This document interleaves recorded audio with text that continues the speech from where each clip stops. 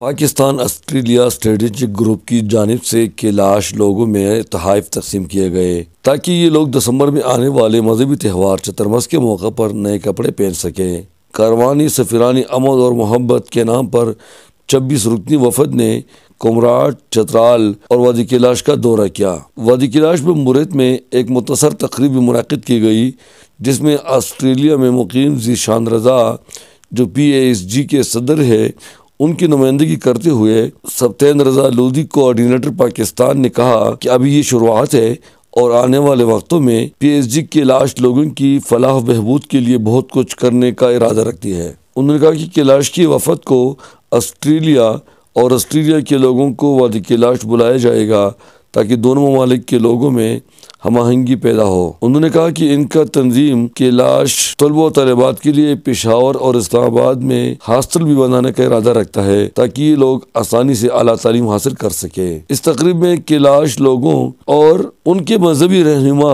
मर्द और खवातीन काजियों को भी तोहफ़े दिए गए। चतराल में इस तंजीम के कोऑर्डिनेटर सैयद हरीर शाह कैलाश लोगों की तमाम मसाइल के बारे में ज़ीशान रज़ा और तंजीम के अरकान को आगाह करता रहेगा। मेहमानों के आज़ाद में कैलाश खवातीन ने सकाफती शो का भी अहतमाम किया।